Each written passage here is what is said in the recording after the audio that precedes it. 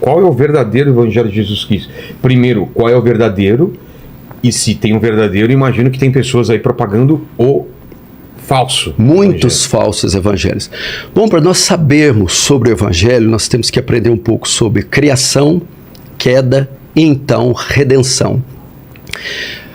Evangelho vem da palavra grega euangelion, quer dizer boa notícia, boa mensagem. Que boa mensagem é essa? Primeiro Deus cria os céus e a terra com o seu grande poder. Está lá em Gênesis, cria em 6 dias. Cria o céu, as estrelas, cria a terra, os animais. No 6º dia, ele cria a chamada coroa da sua criação, a obra-prima. Tudo que Deus criou foi bom e foi perfeito. Mas existiu algo que foi a sua obra-prima. Foi o homem. Porque ele diz, façamos o homem a nossa imagem e semelhança, de modo que nenhuma outra criatura foi feita à imagem e semelhança de Deus. Nem os anjos. Ninguém, nada em todo o universo. Mas o homem, ele decidiu criar sua imagem e semelhança. O que significa ser a imagem e semelhança de Deus? Significa que Deus tem os seus atributos, características pessoais de Deus. E os atributos são divididos em 2 categorias. Atributos incomunicáveis, só Deus tem. Onipotência, onisciência, onipresença. E atributos comunicáveis, Deus tem e comunica às suas criaturas. Bondade, justiça, amor, santidade. Então Deus cria o homem e comunica esses atributos. Então o homem era moralmente justo, moralmente perfeito. E o que acontece? Coloca o homem aqui no jardim do Éden, coloca ele para cultivar o jardim e dá uma única ordem a ele, para ele não tocar na árvore do conhecimento do bem e do mal. O homem então viola essa única lei e o pecado entra em toda a criação. E o pecado é como um vírus. Para entender, talvez poderia ter exemplos melhores. Imagina quando um vírus entra em um computador. Ele não destrói o computador, não explode, mas ele corrompe o sistema, ele deteriora, ele não funciona mais daquela mesma forma. Assim aconteceu com o homem, ele se corrompeu. E com o pecado veio as maldições. A primeira maldição veio sobre a serpente. A segunda maldição veio sobre a mulher, com dores dará à luz os teus filhos. E a terceira maldição recai sobre o homem e sobre a terra. Então vem a pior de todas as consequências, a morte. A morte espiritual. Tem a morte física, tem a morte espiritual. O homem não morria, Adão e Eva não morriam, eles eram eternos? Eu não acredito que sejam eternos, mas a morte não fazia parte daquele primeiro plano, ok? Tá. De modo que a obediência traria a morte para a criação. Então, de tantas... A desobediência. A desobediência. De modo que a pior consequência foi a morte eterna. A condenação ao inferno. Ah, tá. Ok?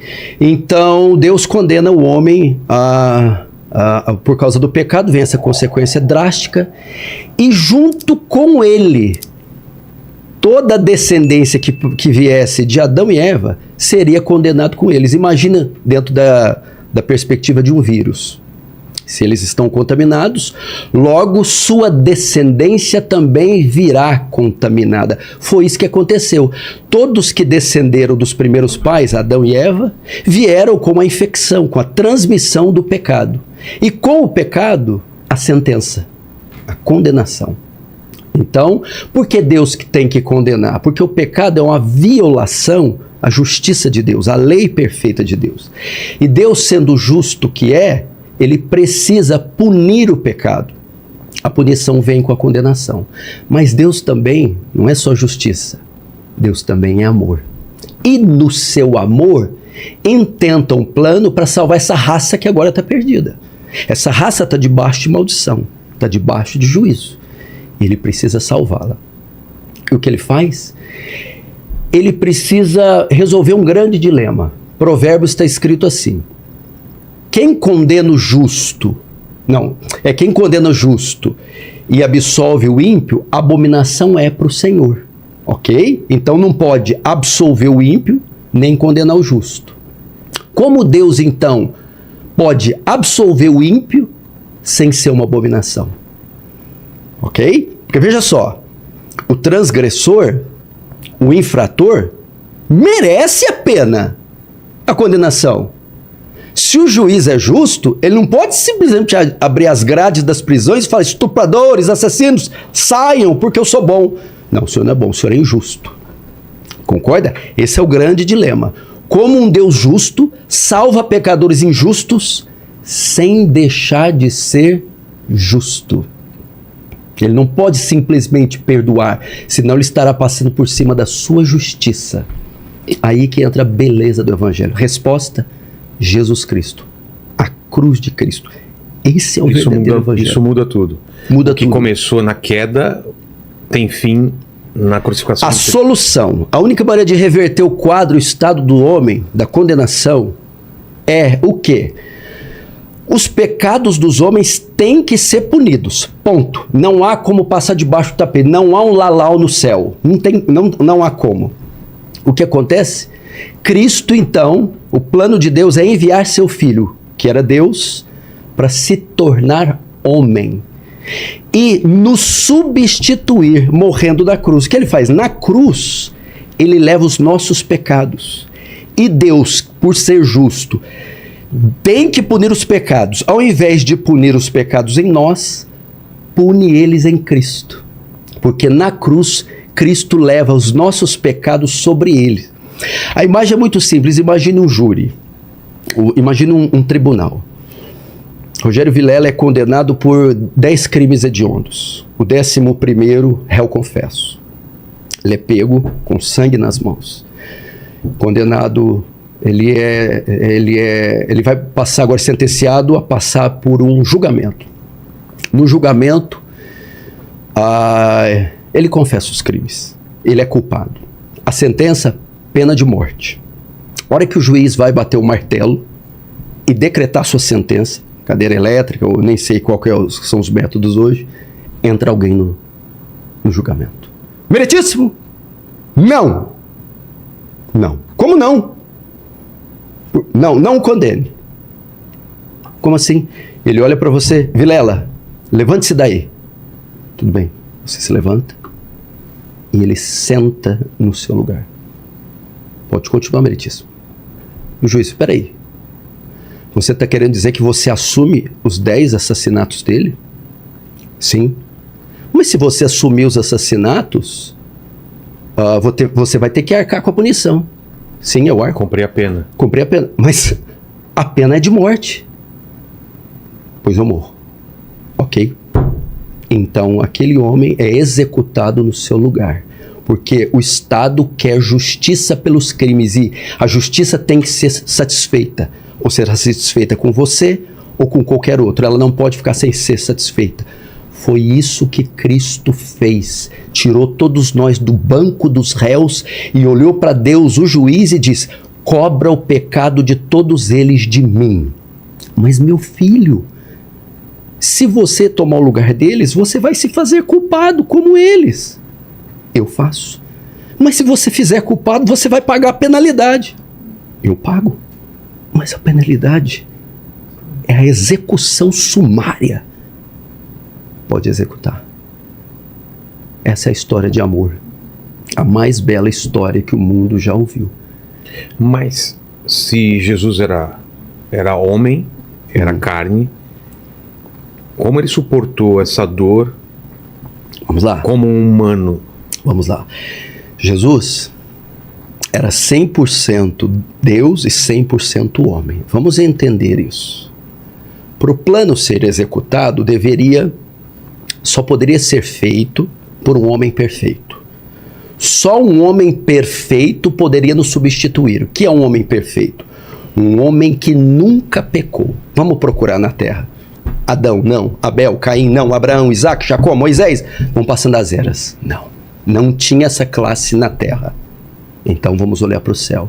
O Filho. Eu desço e me faço homem. Jesus então veio, se fez homem, sem deixar de ser Deus. Quando ele nasce de Maria, ele vem à terra. É a encarnação do verbo que nós chamamos. Então Jesus se torna homem sem deixar de ser Deus. É a chamada união hipostática. Ele não era 70% Deus e 30% homem, Ele não era 50 homens, 50 Deus. Ele não era mais homem e menos Deus. Não, ele era 100% Deus e 100% homem, coexistindo junto na mesma pessoa sem se misturar. Quer ver uma prova disso? Na mesma passagem, quando ele está viajando com os discípulos no barco. Como homem de tão cansado dorme. Quando os discípulos acordam, mestre, mestre, estamos morrendo. Como Deus repreende a tempestade. Acalma-te, mar. Homem e Deus na mesma passagem. E por que tinha que ser homem e Deus? Só um homem perfeito podia nos substituir. Hebreus diz que Jesus foi em tudo tentado, a nossa semelhança. Imagina você, Vilela, quantas vezes e por quais coisas você já foi tentado desde que você nasceu. Pense em todas. Jesus também sentiu o mesmo desejo, a mesma tentação. Mas não pecou. Então, um homem perfeito. Só um homem não suportaria pagar pela penalidade e sobreviver a ela. Se ele fosse só homem, ele não suportaria. Por quê? Deixa eu te fazer uma pergunta. Quem foi que executou Jesus na cruz? Pilatos? Herodes? Roma? Os judeus? Na sua opinião, quem foi? Todo mundo. Não. Foi Deus. Como assim? O próprio Pai que o matou. O quê? O próprio Deus o matou. Por quê? Vamos lá. Quando Jesus morre na cruz, todo o nosso pecado é lançado sobre ele. Quando Deus olha para o Filho lá na cruz, o que ele vê? Uma bola de iniquidade, de pecados. Já que os pecados estão lá, o Senhor agora tem que punir. Ele pune com o quê? Um atributo que pregador nenhum ensina. A ira de Deus. O que é a ira de Deus? A resposta de Deus ao pecado. Significa que, vamos dizer, a justiça dá a sentença. Justiça de Deus. A ira cumpre a sentença. A ira é um míssil. Imagine que a ira de Deus é um míssil teleguiado. E esse míssil está programado para ir aonde? Onde está o pecado? Na cruz, o pecado está em nós ou está em Cristo? Em Cristo. Então, o míssil da ira tem que cair sobre Cristo. Quem envia o míssil? Deus. O Pai. Isaías 53:10. Foi do agrado do Pai moê-lo até enfermá-lo. O próprio Deus executa o Filho. É difícil entender isso. Para mostrar para quem está nos ouvindo o terror do pecado. Deus odeia tanto o pecado, mas tanto, que nem o próprio Filho poupou. Por quê? Por causa da sua santidade. Outro atributo. Abacuque 1,13 diz, Deus diz, o profeta diz, tu é tão puro de olhos que não pode contemplar o mal. Quantos pecados bastaram para Adão e Eva cometer para ser banido do paraíso pro resto da vida? 10? 5? 1. Porque o pecado, ele é contrário à natureza de Deus. O Senhor não pode ser conivente com o pecado. Agora você vai entender aquele salmo que você fala tanto, aquele trecho. Elohim, Elohim, lama sabachthani. Ele brada na cruz. Deus meu, por que me desamparaste? Por que me abandonaste? Resposta: porque na cruz você se fez pecado, meu filho. Então, ele despeja a ira e mata o seu próprio filho. E com ele, todos os nossos pecados. Os pecados são pagos naquele momento. Aquilo, Vilela, não é um show de terror. Aquilo é uma demonstração de amor. O filho pegando todo o nosso pecado e botando nas costas. Eu suporto, traga-os, eu os compro, eu pago por eles. Mas o preço vai ser muito alto. Você vai ter que suportar a ira. Então ela veio. Imagina, para você ter uma ideia o que é a ira. Imagine um meteoro. 1 milhão de vezes maior que a Terra.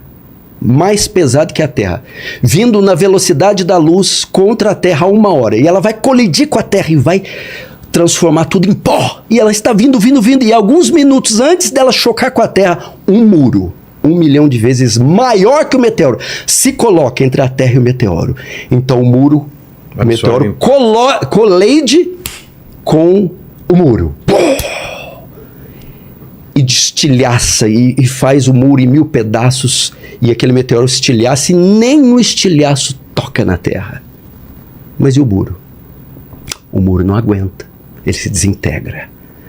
A ira de Deus era esse meteoro que estava vindo sobre o homem para esmagá-lo e puni-lo pelos seus pecados, e vindo 1 bilhão de vezes maior. E quando ia colidir conosco, o Senhor Jesus se coloca entre nós e o meteoro abre um braço para a esquerda e a direita e diz: está consumado, em tuas mãos entrego o meu espírito. Então a ira de Deus caiu sobre ele.